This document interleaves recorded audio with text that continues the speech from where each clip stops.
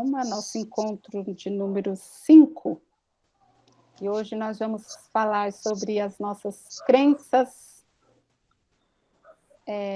continuar nossas crenças, só que hoje nós vamos falar de crenças fortalecedoras, porque a gente está vindo desconstruindo aquelas crenças que nos paralisam, aquelas crenças que nos atrapalham, que na verdade não reflete o que é real, a realidade.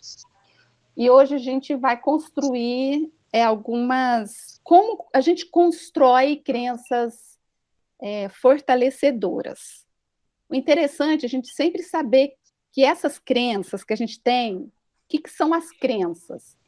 É tudo aquilo que a gente guarda dentro da gente como verdade absoluta. E a gente aprendeu isso desde criança, o que a gente viu, o que a gente ouviu dos nossos pais, dos familiares, do mundo. E conforme a gente foi crescendo, a gente foi criando certas ideias e crenças sobre o mundo, sobre nós mesmos e sobre as pessoas. E isso é verdade para nós. Espera aí.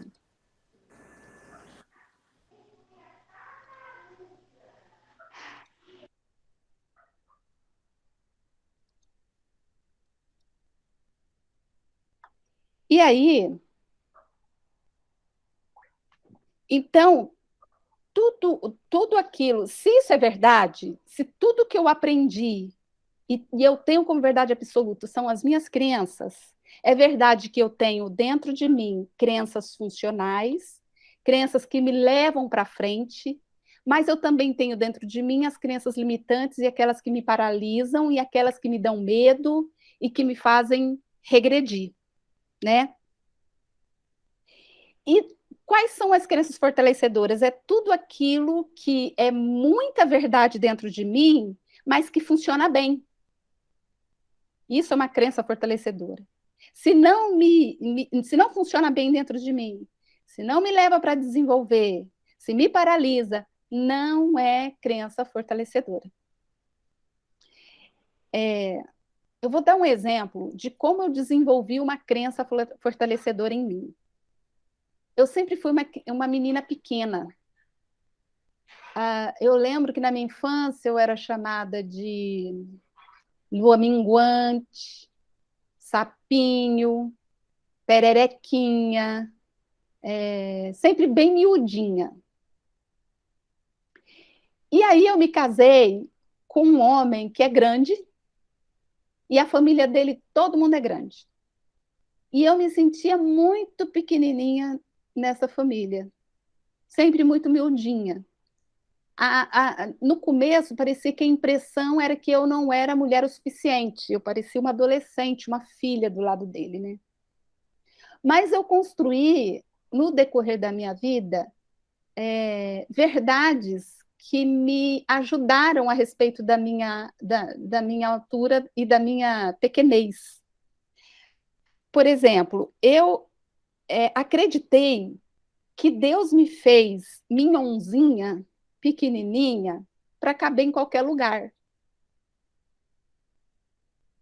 Deus me fez pequenininha para eu ser flexível. Se eu tiver que caber num lugar pequenininho, num carro que está lotado, num lugar, eu caibo, porque eu sou flexível e, portanto, eu sou uma pessoa adaptável nos ambientes. Comecei a acreditar que Deus me fez mignon porque eu não sou um peso para as pessoas. E eu sou fácil de ser carregada. E também como eu tenho uma personalidade discreta, tímida, isso me ajuda. Então, o que eu fiz? Eu fiz com que desse certo em mim essa imagem pequena minha. E eu comecei a olhar para mim como uma coisa positiva. eu incorporei a minha pequenez na minha identidade de uma maneira legal, que deu certo. A minha autoimagem é uma autoimagem de uma menina pequena e que, portanto, é uma menina que não é difícil de carregar, não é um peso, é flexível, cabe em qualquer lugar. Então, o que eu fiz? Eu comecei a criar crenças fortalecedoras a respeito de mim mesma e da minha própria imagem. Com esse exemplo, tem uma realidade que vocês precisam de saber. As crenças que vocês têm, elas viram realidade. Elas se tornam realidade na vida de vocês. Porque as crenças, elas afetam a nossa vida. Elas afetam nossa autoestima, elas afetam nossa autoimagem, elas afetam até a nossa saúde, como nós levamos a vida, a qualidade de vida que nós levamos diz respeito às nossas crenças. Elas afetam o nosso humor, se a gente se deixa abater muito pelas circunstâncias ou não, vem a partir das nossas crenças. Elas afetam as nossas relações com as pessoas, porque as crenças nada mais são do que a minha maneira de ver o mundo. O meu óculos, o óculos que eu tenho para olhar as pessoas, para olhar o mundo e para eu observar, entender e interpretar este mundo. Então, se ela influencia e afeta tudo isso na minha vida, é verdade que as minhas decisões, elas são baseadas nas minhas crenças. Todas as minhas decisões, de tudo que eu fizer. E os meus pensamentos também são norteados pelas minhas crenças. Olha só, vou mostrar uma imagem para vocês entenderem a respeito de crenças.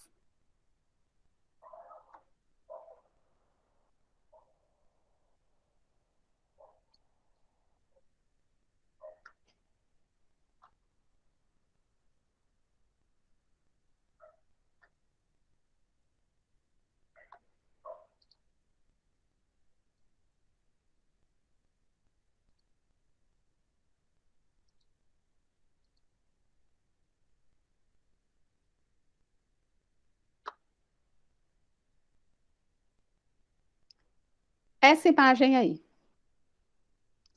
Eu trouxe essa imagem como para vocês observarem como é a árvore de fato e de verdade. A árvore, ela não é só aquilo que a gente enxerga, não é só aquilo que está visível. Na verdade, aquilo que está visível, aquilo que a gente enxerga, só aparece depois que as raízes, aonde a gente não vê, começou a crescer e a se desenvolver. Aí, conforme você vai crescendo para baixo, a árvore vai crescendo para baixo, ela vai crescendo também para cima. Só que essas raízes aí embaixo a gente não enxerga, a gente não vê. E aí, para você entender sobre as suas crenças, as crenças que você aprendeu desde a infância, você pode observar metaforicamente esta árvore. As raízes, elas começaram primeiro. Foi quando você nasceu na sua família. Tudo aquilo que você aprendeu na sua família foi se enraizando na sua vida. Todas as suas ideias e concepções sobre o mundo foi enraizando. Foi criando raízes e crescendo. Aí você começou a crescer, seu tronco, e você começou a virar uma árvore.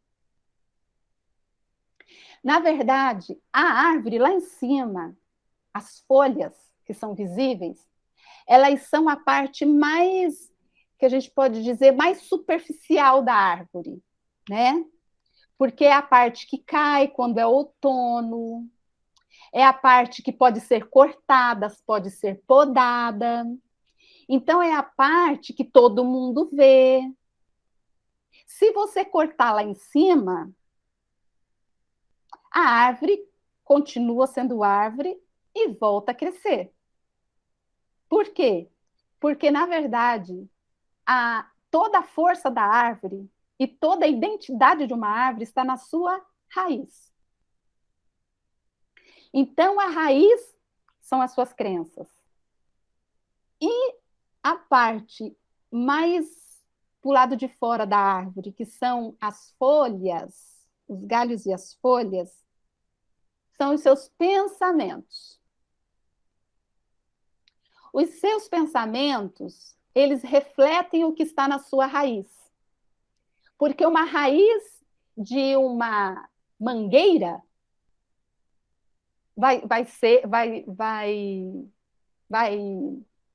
visualizar, a gente vai saber que é uma mangueira pelas folhas e pelos frutos. Não é verdade? Então, as folhas, para o lado de fora, reflete a raiz. Então, os seus pensamentos, que está tudo para o lado de fora aqui, reflete a sua raiz, que são as suas crenças. Aí você me pergunta assim, Vânia do céu, eu tenho um monte de crenças limitantes. Como é que eu faço para mudá-las? Se elas já fazem parte da minha identidade. E uma das respostas é ir mudando o pensamento. Você muda o seu olhar e o seu pensamento todos os dias, até que a raiz entende e se transforma.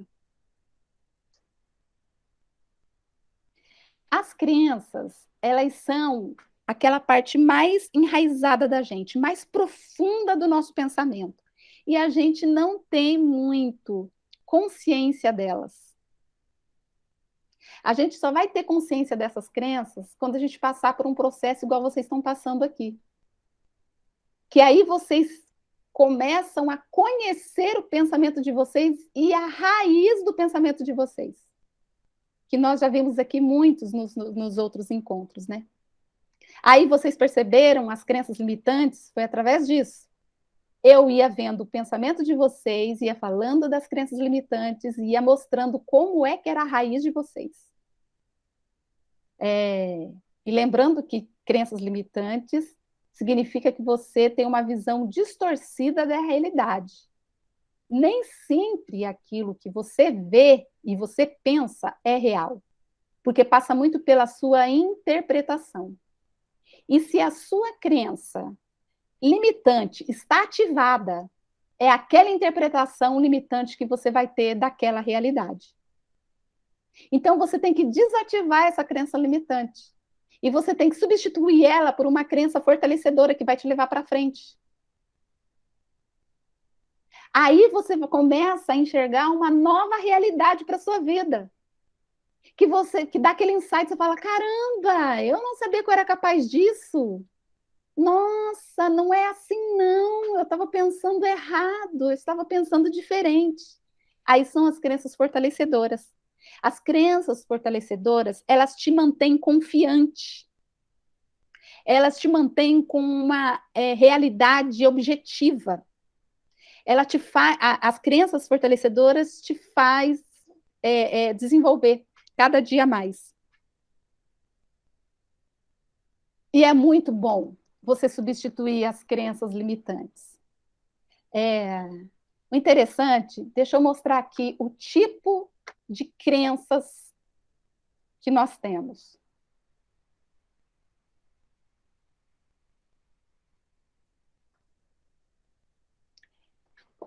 Nessa raiz, conforme a gente foi crescendo, a gente foi criando essas crenças.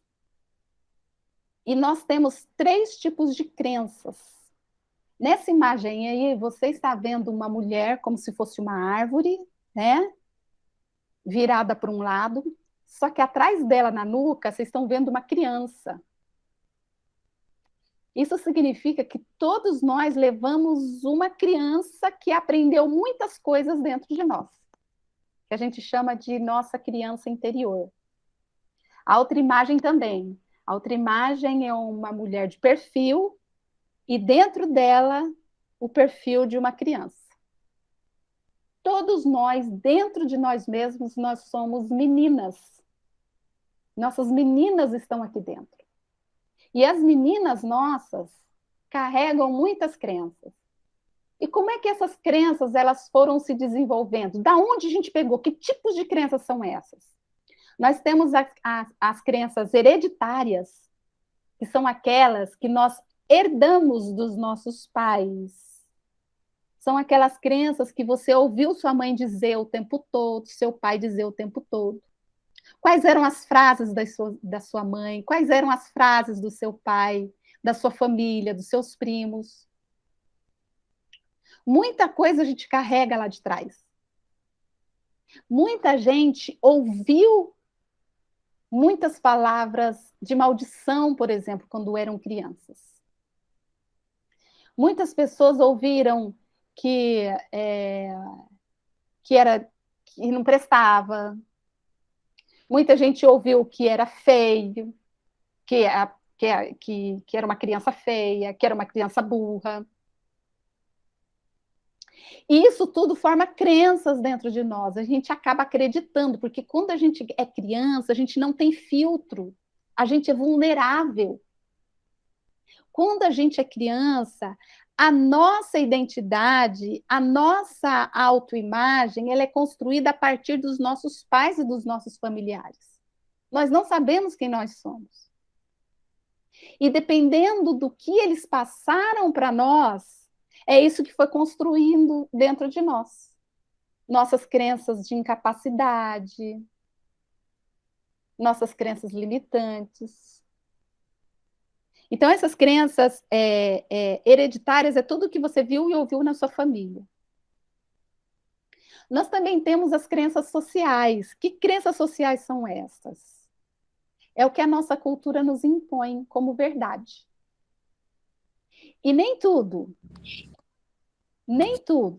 o que a mídia fala, o que a cultura fala, funciona para a gente. E a gente precisa, mais do que nunca, descobrir que essas crenças estão fazendo mal para nós.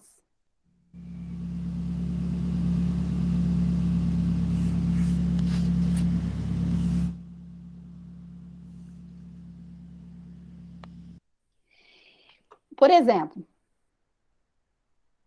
eu leio muito sobre envelhecimento ativo. Não sei se vocês já ouviram falar. Envelhecimento ativo é o envelhecimento que você continua numa vida ativa. E andei vendo uns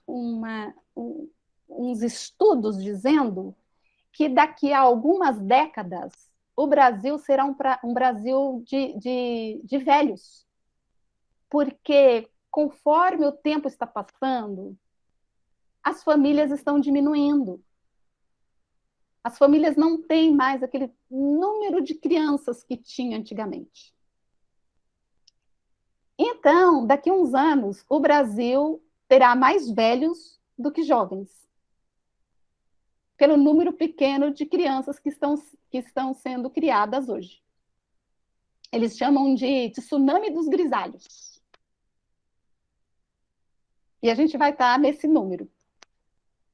E eu já me preparo para isso. Porque assim, aceitar a maturidade, aceitar a velhice, não é uma coisa que a nossa sociedade nos ensina. Nós temos um culto à juventude. E nós temos uma crença de que é feio ser velho. E a gente precisa, a todo custo, de esconder os sinais da velhice. Cada vez mais. As pessoas escondem as suas idades. As pessoas escondem as suas experiências. As pessoas escondem os sinais de maturidade que elas têm no corpo. Elas sentem vergonha. Isso porque são crenças sociais que nos foram impostas. A gente olha a TV, a gente olha os modelos do que é ser mulher bonita, e a gente nunca se encaixa naquele negócio. A gente fica sempre meio perdido com aquilo. E aí, o envelhecimento, gente, é uma coisa que vai chegar para todo mundo. Se você quer viver bem na vida, se você não quer morrer antes, é o que você vai ser, velho. E quando a gente começa a estudar sobre envelhecimento, a gente vê que o envelhecimento começa lá na juventude. As nossas células vêm morrendo e vêm se rejuvenescendo, mas vêm se desgastando cada vez mais. E faz parte da vida, o ciclo da vida. É belo ser velho também. E a gente precisa de ter emoções positivas em relação à velhice. Por isso que eu estudo muito sobre envelhecimento positivo, que é aquele envelhecimento que te faz ter orgulho da idade que você tem, te prepara para a vida. Eu consegui começar a ter essa crença porque eu via meu pai. Meu pai morreu com 68 anos. Mas ele, com 68 anos, apesar de ter problema no coração, ele era o homem mais ativo, mais jovem, mais produtivo que eu conheci na minha vida. Na minha vida, eu não conheci um homem mais produtivo e mais inteligente, mais sábio que o meu pai. Eu olhava o meu pai, nunca eu olhava como um homem velho e que estava indo embora da vida. Nunca. Nem no hospital, quando a gente deixou ele no hospital, ele ficou um mês ali no hospital de urgências. Ele continuava sendo, na minha imagem, ele continuava sendo aquele velho lindo. Por isso que, para mim, a aceitação da velhice é muito mais fácil.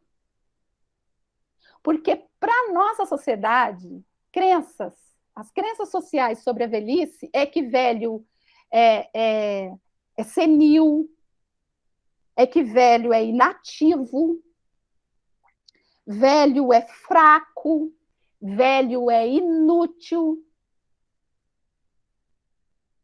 Só que a gente vai estudar sobre a velhice, a gente vê certas pessoas ao nosso lado que não é nada disso, gente. E por que a gente tem que se esconder? Tá aí uma das crenças sociais que eu bani da minha vida, porque me levava para trás, me deixava com uma autoimagem ruim, não me trazia coisas positivas. O terceiro tipo de crenças são as crenças pessoais. As crenças pessoais são aquelas crenças da sua vida, são experiências individuais que você teve. Você, como estudante, por exemplo, se você tirava notas boas ou não, se você se sente burra, se você se sente inteligente, as crenças sobre o namoro. Muita gente tem crença assim que tem dedo podre, que é feio, que não consegue ser atraente, não é atraente. Tem crenças sobre os estudos mesmo da gente. Eu não sou capaz de estudar tudo isso. Então, são crenças que você levantou, individuais, que podem ser positivas e podem ser negativas também.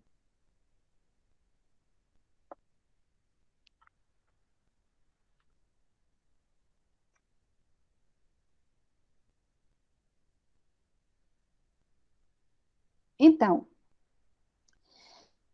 sobre essas crenças, eu queria ler o Salmo primeiro com vocês, para a gente ver o que a palavra de Deus nos diz.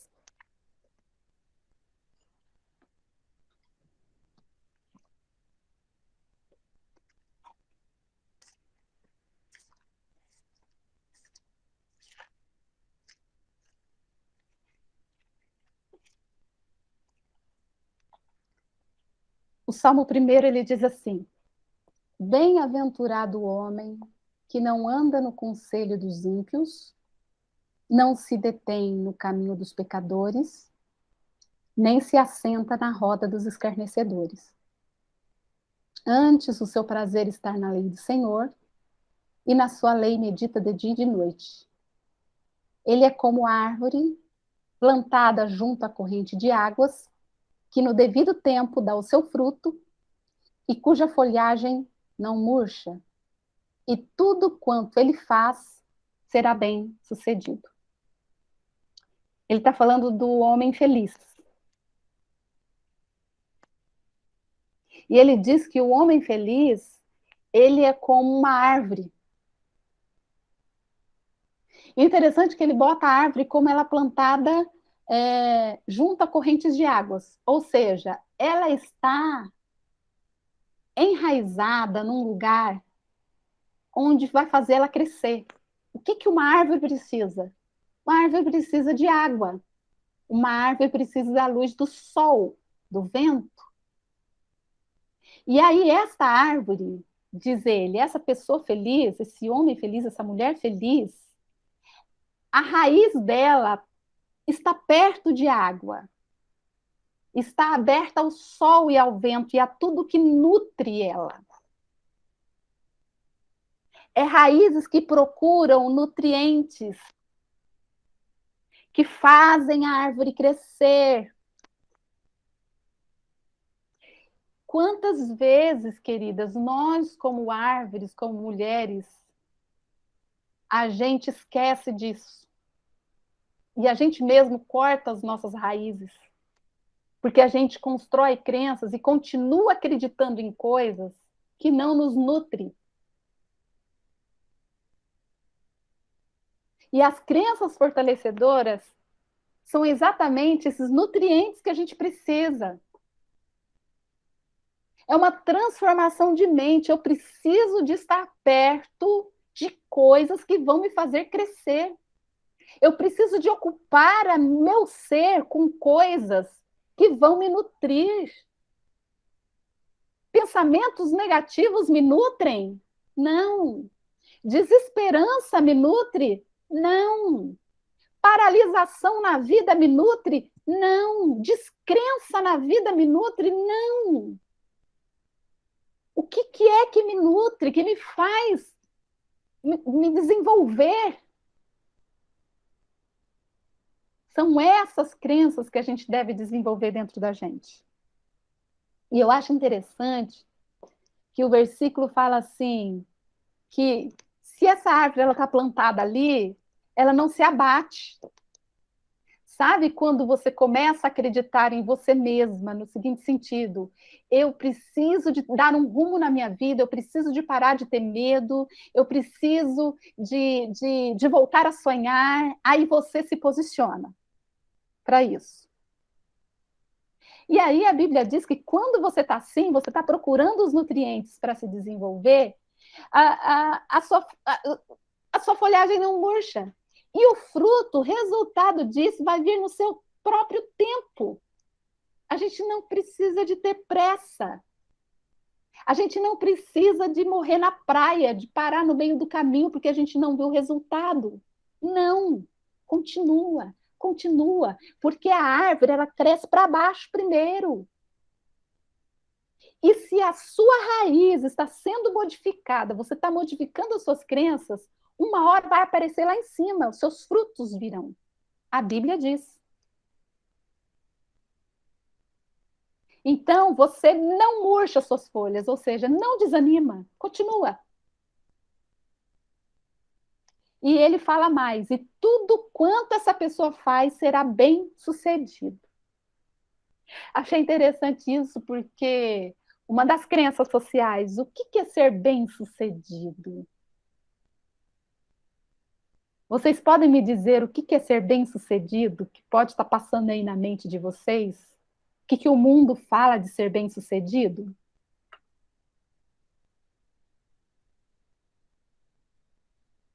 Pode escrever se quiser.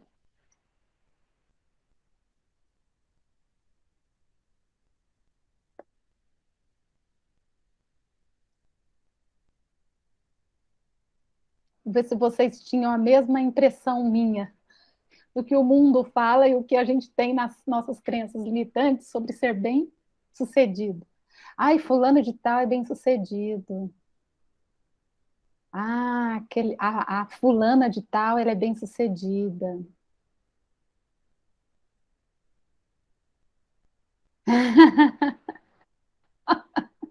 Ter um bom cargo, ter dinheiro,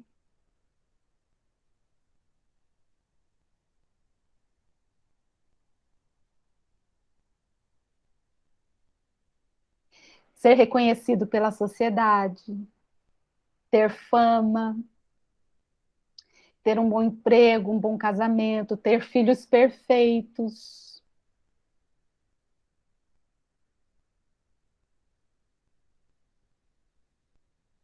E aí você vai ver o que é ser bem-sucedido. Ser bem-sucedido no nosso vocabulário, se você digitar lá ser bem, o que é bem-sucedido no nosso dicionário, está escrito assim: é o resultado positivo de uma tentativa ou de um esforço em qualquer área. Ou seja, uma pessoa bem-sucedida é alguém que se esforçou para alcançar qualquer coisa. Vocês estão entendendo? Não importa o tamanho dessa coisa. Isso é ser bem-sucedido. Ser bem-sucedido é quando você se esforçou para educar os seus filhos bem. É quando você está com 23 anos de casamento, como eu tô, e não me divorciei. Porque eu casei até que a morte nos separe. Então, eu me esforcei até hoje e eu fui bem sucedida. Ou seja, você só vai ser bem sucedida se você tiver objetivos na sua vida. Se você não levar a vida com a barriga, se você tiver objetivos, estiver se esforçando e tiver resultados positivos, você está sendo bem sucedida na vida. Quer ver uma coisa? Nessa pandemia, eu vi muitos artigos científicos sobre pessoas que parece, ainda está em estudo, mas parece que a pandemia deu uma parada no, na, nos suicídios. Os suicídios, os suicídios, eles parece, a gente ainda não tem esses dados concretos, mas parece que ele deu uma diminuída, porque ele vinha num volume muito alto. E se você for ler sobre o suicídio, você não vê que o suicídio é só para pobre, para quem ficou pobre, para quem perdeu tudo. O número é altíssimo em pessoas ricas e pelo mundo bem-sucedidas. Aí agora eu te pergunto, é bem-sucedido aquele que se mata, sendo rico, tendo tudo?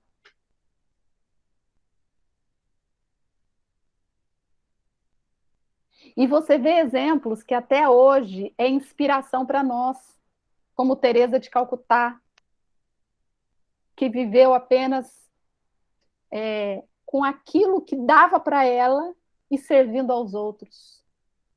E a gente olha e fala: meu Deus, isso é ser bem-sucedido. Às vezes a gente almeja o sucesso, só que o sucesso que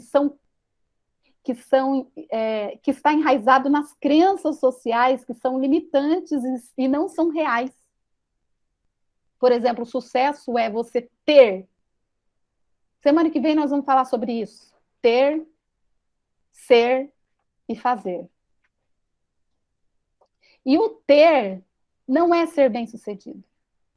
Ser bem-sucedido é você ter um bom resultado naquilo que você colocou como meta e como objetivo. Você tentou, você se esforçou e você conseguiu chegar até lá. Então você é bem-sucedido. E aí entra a frase que eu gosto muito. O homem é do tamanho dos seus sonhos. Então, vai depender daquilo que você programa para você, que você quer para você. Que tipo de sonho que você quer? Aonde você quer chegar? Como você quer mudar a sua vida? Vai depender disso. Porque se você sonhar de uma maneira assim, com um passo maior, você pode chegar lá. Porque você pode pegar esse passo grande e dividir ele em pequenos passos. Você pode pegar uma distância grande de sonho. Nossa, Vânia, meu sonho é distante, assim, tem 1 quilômetro. Bom, então nós vamos pensar em cada passo. Em cada passo, daqui 1 quilômetro, você vai chegar em tantas horas lá. Você chegando lá, ou chegando no meio do caminho, não sei, pode ser que no meio do caminho você vê que não é lá exatamente, mas é para a esquerda que você quer. Muito bem, vai para a esquerda. E você está sendo bem-sucedido por quê? Porque a sua tentativa está te dando resultados. Você pode até mudar os sonhos no meio do caminho, mas você continua sonhando e continua progredindo. O que te faz ter esse movimento? São as crenças que você alimenta dentro de você. E para você saber se essas crenças que você tem, elas são limitantes ou fortalecedoras, pode passar por um teste de algumas perguntas, alguma bateria de perguntas que eu anotei aqui. Aquilo que você levanta como crença e como verdade absoluta dentro de você, você pode passar pelo crivo. Porque, gente, nossas crenças, elas só viram crenças porque a gente não questiona. Por exemplo, o exemplo que eu dei da velhice, se eu não tivesse questionado isso, eu estaria pensando como o mundo pensa e eu não teria mudado essas crenças. Mas de repente eu parei e falei: o quê? Não, não é isso que eu quero para minha vida. Eu quero dizer bem-vinda à minha velhice. Eu quero dizer bem-vinda às minhas rugas. Eu quero dizer bem-vinda aos meus cabelos brancos, a minha pele mais caída. Tudo bem, mas eu quero ser feliz e ativa, porque eu questionei essa crença. E pensa que é fácil? Não é fácil. Você encontra toda uma crença social, ou mesmo crença familiar, hereditária. As pessoas, a família olha para você e não te reconhece, fala: você tá doido. Mas nós sempre aprendemos assim. Ou mesmo você pode se superar, e se superar é muito difícil, as crenças pessoais, é muito difícil você tentar ver uma outra imagem de você mesma.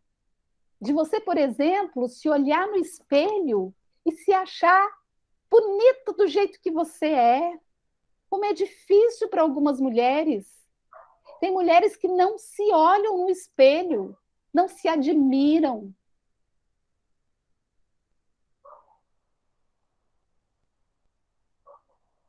E aí você pode questionar suas crenças. Tudo aquilo que você acha que é verdade absoluta, começa a questionar.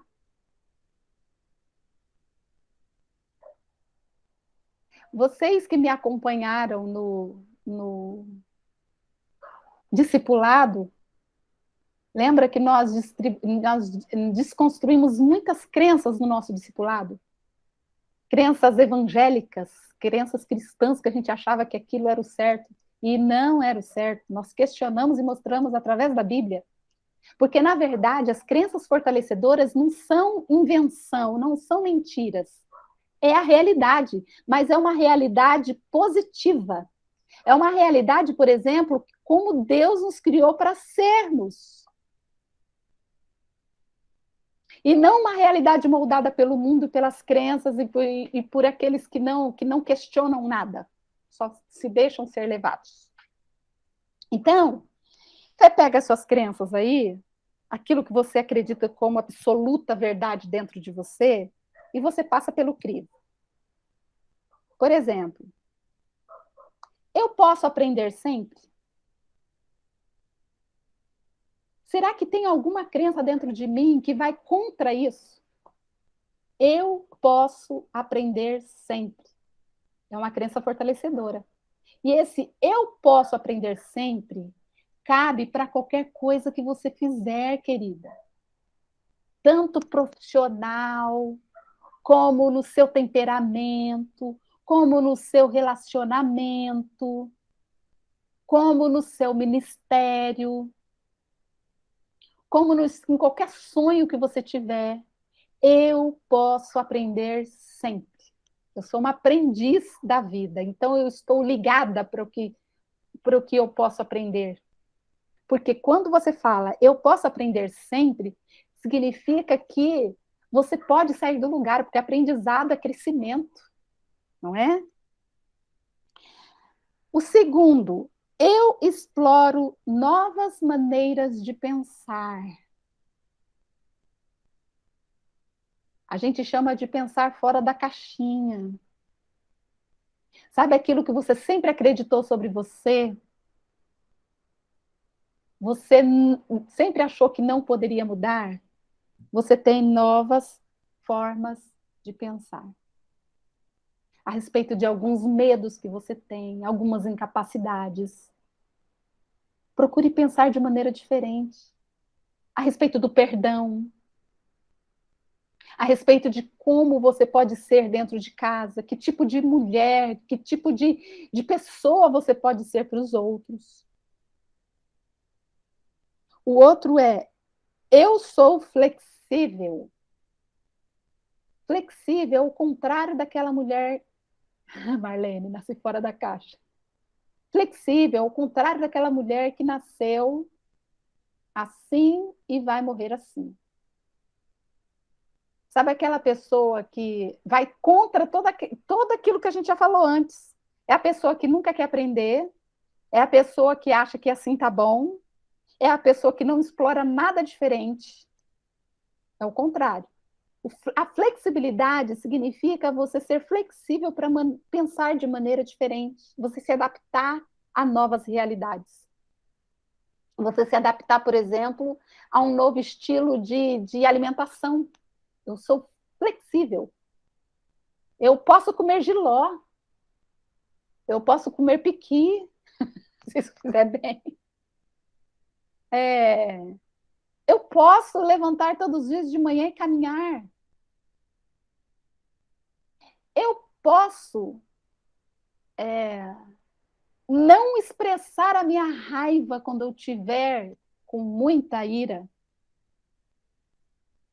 Eu posso controlar a minha ansiedade. Eu posso controlar o que está dentro de mim aqui, esse leão tem enjaulado aqui, eu posso controlar, eu tenho autocontrole, eu tenho o Espírito Santo de Deus dentro de mim, a flexibilidade. Se deixar moldar por Deus. O outro é, eu deixo ir embora aquilo que não me faz bem. Às vezes a gente se apega a coisas que são veneno para a nossa própria alma. E a gente tem que deixar ir embora. São algumas ideias que a gente tem que deixar embora a respeito de nós mesmas, por exemplo. São algumas memórias que a gente tem que fica lá martelando na nossa cabeça. Algumas memórias. A gente sempre faz aquele mesmo caminho de mágoa, ou de raiva, ou de injustiça. Deixa ir embora essas coisas. Isso só faz mal. Deixa ir embora. Acontecimentos. Às vezes você fica apegada em algumas situações que você acha que nunca vai mudar. Deixa ir embora. Nossa vida é feita de ciclos. A nossa constituição feminina é ciclicidade. Nós não somos estáveis. Nós somos feitos de ciclos. E a gente precisa de deixar algumas situações irem embora, não ficar pegada àquilo lá, não. E o último, eu uso meu tempo para investir em mim. Quantas mulheres não investem em si mesmas? Às vezes, elas investem no exterior, no exterior. Às vezes, elas investem num bom cabeleireiro, né? Investem numa boa academia. Mas o investimento por dentro? E o investimento de um espírito manso, de uma alma pacífica, de uma mulher que é agradável, de alguém que serve além do trabalho físico, mas serve o espírito, um espírito brando, bons conselhos, não é verdade? Então, a gente tem que investir isso na gente, a gente tem que investir no nosso conhecimento daquilo que é mais primordial para a gente, por exemplo, conhecimento bíblico. A Bíblia, a palavra de Deus, é aquilo que nos rege. A Bíblia é a nossa regra. Tudo passa pelo crivo de Cristo, da Bíblia. E, às vezes, a gente esquece desse investimento que a gente tem que fazer na gente. Não só investimento intelectual, ou investimento da gente se melhorar numa culinária, numa coisa assim, numa costura, em alguma coisa que a gente faz com as mãos, a gente sempre está melhorando, investindo na gente e tal. Também na palavra de Deus, temos que nos investir, investir em nós, no nosso desenvolvimento. Se você passar todas essas frases que eu falei para vocês pelo crivo, cada crença ser crivada por essas perguntas, você vai poder identificar o que é que está te paralisando. E você vai poder ter uma visualização de crenças novas que você precisa de desenvolver dentro de você. Faz sentido isso para vocês?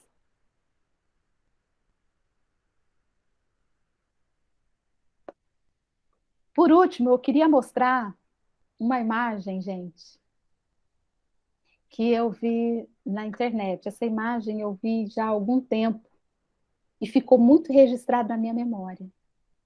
E quando eu estava fazendo esse mapa aqui, que eu estava querendo falar sobre isso para vocês, essa imagem me veio à mente. E eu vou mostrar ela para vocês agora.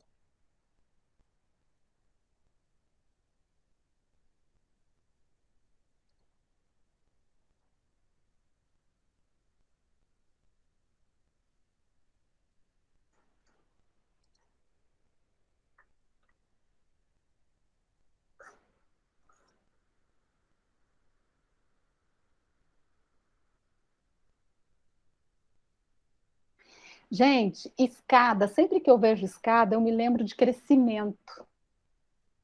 Eu me lembro de níveis que você alcança.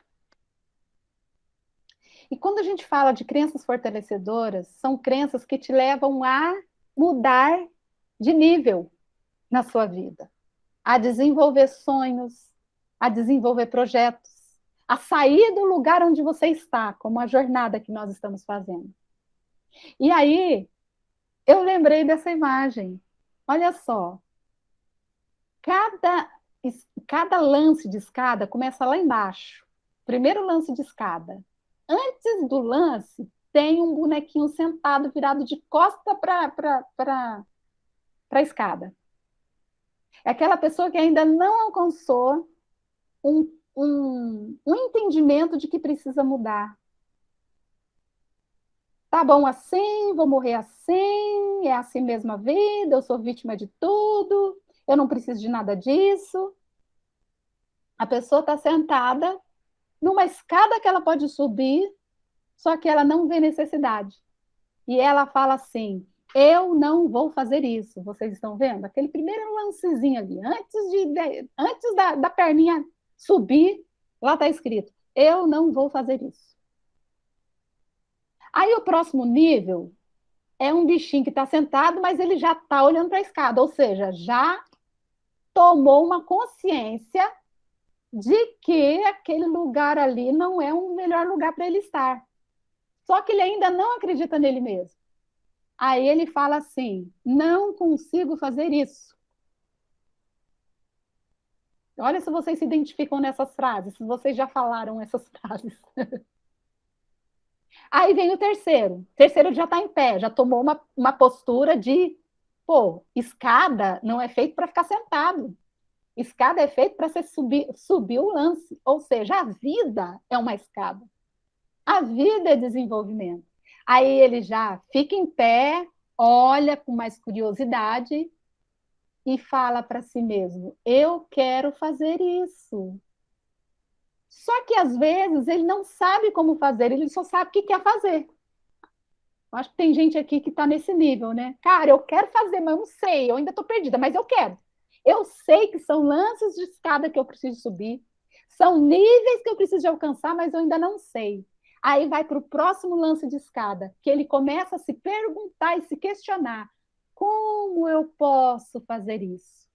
Aí é a hora de você colocar no papel todas as coisas que você deixou lá atrás, na infância, na juventude, que você abortou. Lembra que a gente falou de abortar sonhos? Lá atrás você abortou.